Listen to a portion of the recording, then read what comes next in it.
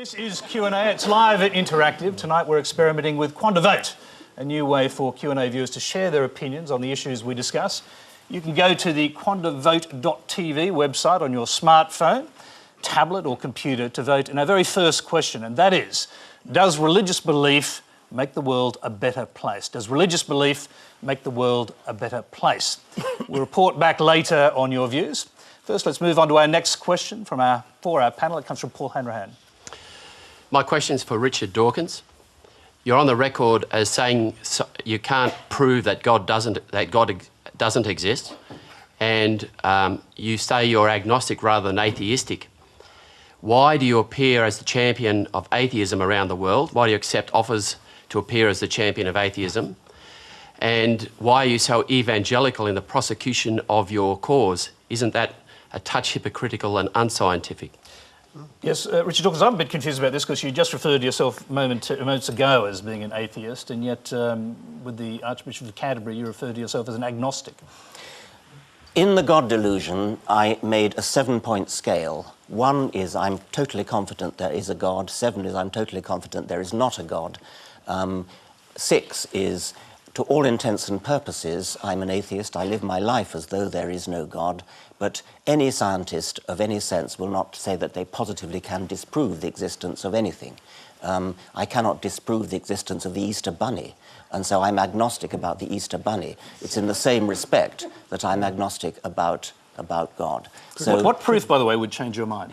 That's a very difficult and interesting question because, I mean, I used to think that if somehow, you know, great big, giant, 900-foot-high Jesus with a voice like Paul Robeson suddenly strode in and said, "I exist, here I am." But even that, I actually sometimes wonder whether that would... I think you're hallucinating. Exactly. I agree. I agree. Can I just put a question to you? Could you ever provide Richard Dawkins with the sort of proof he requires for belief, scientific proof of the existence of God? No, because I think he only accepts proof that is rooted in sense experience.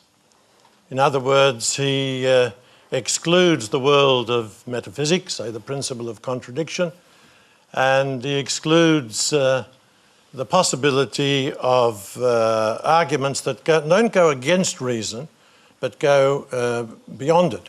But could I make one little suggestion as to why Richard calls himself an atheist?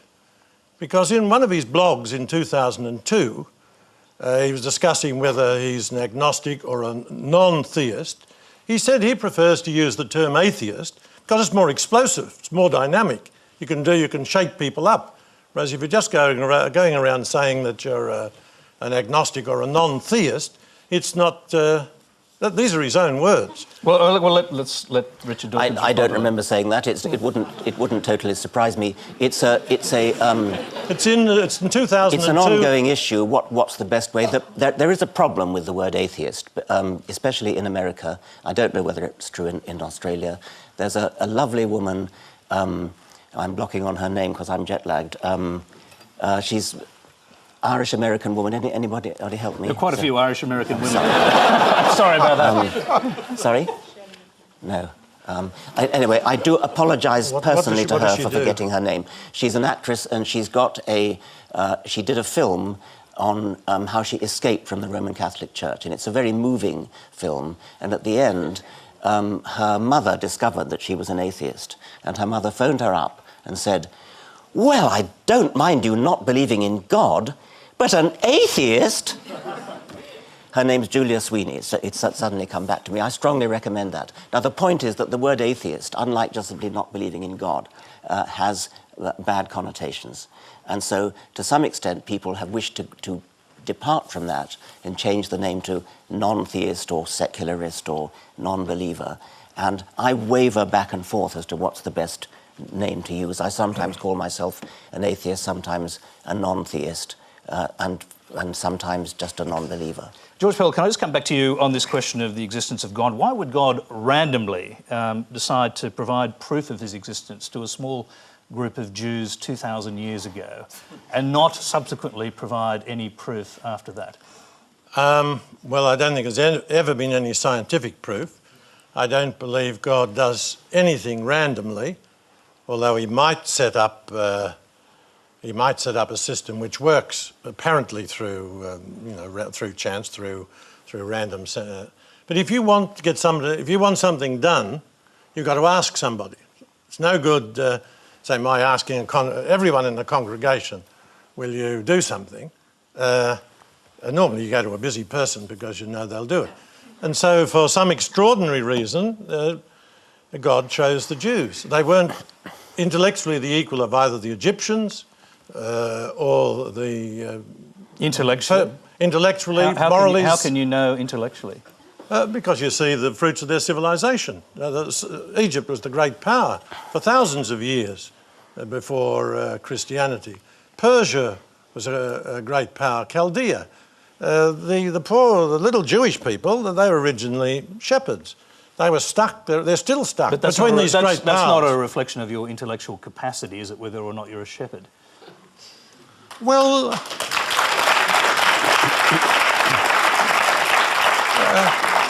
no, it's not, but it's a recognition, it is a reflection of your intellectual development. But like many people are very, very clever and not highly intellectual. But my point is that... Can I just interrupt? Are you including Jesus in that, who obviously was Jewish and was of that community? Exactly. So intellectually not up to it?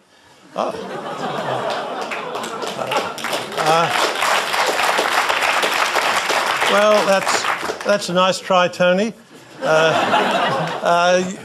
The people, in terms of sophistication, the Psalms are remarkable. In terms of their buildings and that sort of thing, they don't compare with the great powers. But Jesus came not as a philosopher to the elite. He came to the poor and the battlers. And for some reason, he chose a very difficult, but actually they are now an intellectually elite, because over the centuries they've been pushed out of every other form of work.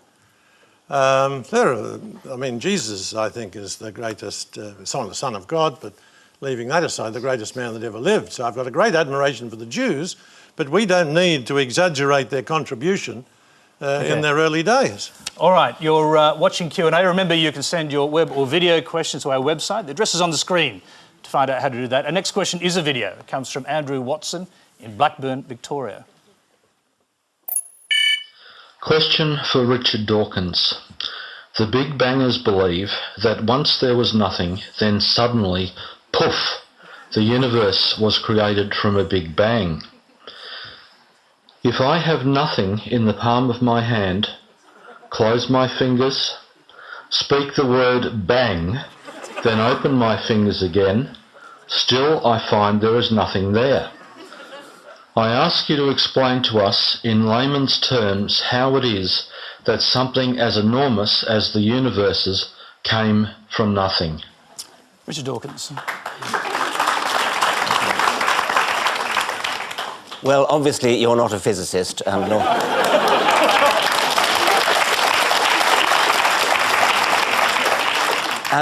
nor am I, and I am delighted to say that during my time in Australia I shall be having a number of conversations, public conversations with my colleague Lawrence Krauss, including one in the Sydney Opera House later, I think it's next week. And he's written a book on exactly that topic of how you can get something from nothing, and I shall be questioning him about that. Of course it's counterintuitive that you can get something from nothing. Of course common sense doesn't allow you to get something from nothing. That's why it's interesting. It's got to be interesting in order to give rise to the universe at all. Something pretty mysterious had to give rise to the origin of the universe. Now, if you want to replace a physical explanation by an intelligent God, that's an even worse explanation. It's an even more difficult explanation. What scientists are trying to do is to explain how you can get not just something, but the immense complexity of the world, of the universe, and of life. And science is making a pretty good fist of doing that. Life is now completely solved, barring the details. That was Darwin's contribution and Darwin's successors. Physicists are still working on the origin of the cosmos. Among them is Lawrence Krauss, whom I shall be talking to next week. Now, It is very mysterious how the universe came into being. It's a deeply mysterious and interesting question. And can I just interrupt? It's an old question, a very old question. Thomas Aquinas in the 13th century was asking this same question. He said there must have been a time when no physical things existed, but something can't come from nothing. That was his view. It's just been repeated by us. Something can come from nothing, and that's what physicists are now telling us. I could give you, you asked me to give you a layman's interpretation. It would be a very, very layman's interpretation. When you have matter and antimatter and you put them together, they cancel each other out and give rise to nothing. What Lawrence Krauss is now suggesting is that if you start with nothing, the process can go into reverse and produce matter and antimatter. The theory is still being worked out. It's a very difficult theory, mathematical theory. I'm not qualified to answer the question, but what I am sure about is that it most certainly is not solved by postulating an intelligence, a creative intelligence, who raises even bigger questions of his own existence. That certainly is not going to be the answer, whatever else is. George Pell. Thank you. The trouble, well, there are many troubles with Richard's teachings, but a fundamental one is that he dumbs down God and he soups up nothing. He continually talks as though God is some sort of upmarket figure within space and time. Now, from 450, 500 BC, where with the Greek philosophers, God is outside space and time. God is necessary, self-sufficient, uncaused, unconditioned. That's the hypothesis you've got to wrestle with. The second thing is that Krauss says nothing about the Big Bang coming out of nothing. Admittedly, he comes clean on about 6 pages from the end of his book, and I don't know whether Richard has read it that far because he gave it a foreword. What he says is what Richard is describing as nothing is a sort of a mixture of particles and perhaps a vacuum with electromagnetic forces working on it. That's what Krauss is talking about under the heading of nothing. And there's a very good review of this in the New York Times, not a pro-religious paper at all, where Krauss is absolutely denied and demolished, although especially by his supporters claiming that he says things come out of nothing. He doesn't say that. It's a matter, you can quickly respond to that before you can dispute exactly what's meant by nothing, but whatever it is, it's very, very simple. And why is that funny? Well, I think it's a bit funny to be trying to define nothing.